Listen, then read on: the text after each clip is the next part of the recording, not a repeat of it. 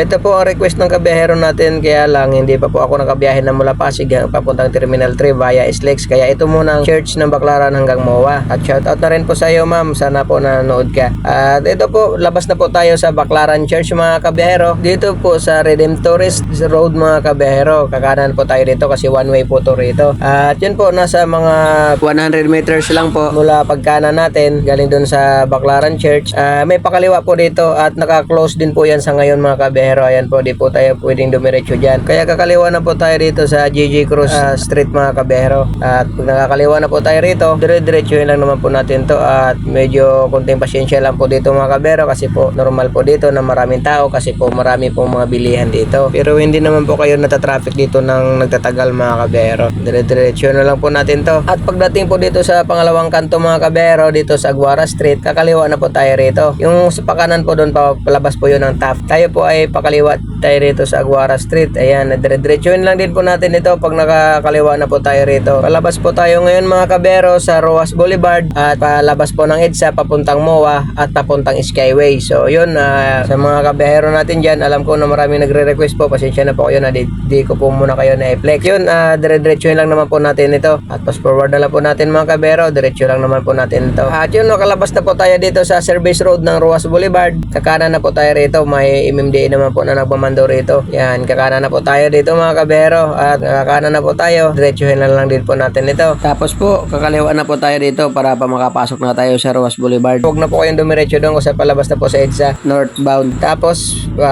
kakanan na rin po tayo rito. Din po, pag nakapasok na po tayo ng pakanan dito sa Roas Boulevard, baybayin naman po natin itong gilid ng pakaliwa mga kabiyahero. Ito po sa gilid po ng flyover na to ng EDSA. At puro pakaliwa lang po itong dalawang linya dito. At yung sa kanan po, right lane must turn right po Kuriandan. At ingat po kayo rito mga kabiyahero. Huwag po kayo mag-speed sa solid white line dito. At mga may nakaabang po dyan. Mahuhuli po kayo dyan mga kabiyahero. Tapos po, kakaliwa na po tayo dito sa EDSA mga kabiyahero. Then pag nakakaliwa na po tayo rito, ako po ngayon ay manggigilid ako dito sa kaliwang parte.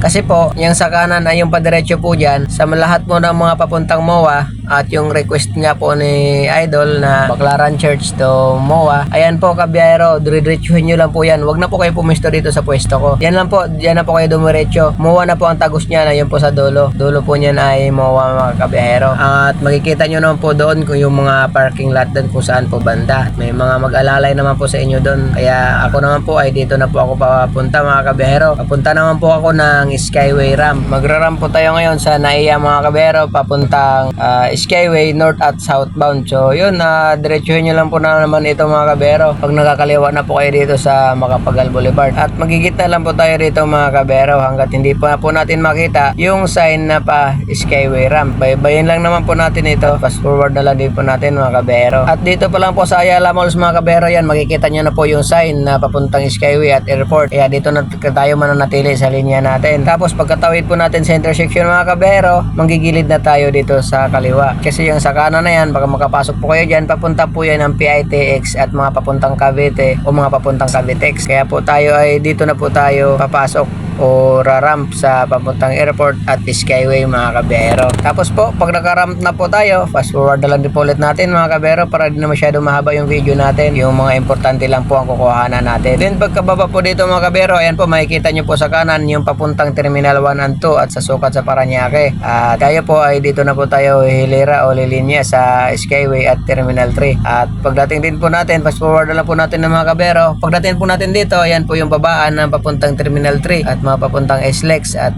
BGC yung sa kanan. Tayo po ay dire-diretso lang na po tayo rito. At ang toll gate dito po, nasa kaliwa po yung no RFID. Dito po sa tapat ng Terminal 3 na toll gate. At pagkalagpas po natin dito, dire-diretso lang po natin ito mga kabiyahero. At i-fast forward na lang din po natin, gawa ng may mga video naman po ako na na-upload dito. At pagdating po sa area na to mga kabiyahero, manggigilid na tayo sa kaliwa kung tayo po ay papunta sa norte. At kanan naman po, papunta naman po sa SLEX, papuntang south. Ayan po, makikita nyo naman po yung mga informative signs dyan. So ako po ay papunta ako sa norte, kaya dito po ako papasok mga kabiyahero. Kaya yun, hanggang dito na lang po tayo mga kabiyahero at papasok na po tayo sa Skyway. Pakishare na lang po kung nakatulong yung video ko at maraming salamat at mag-ingat po palagi sa kalsada.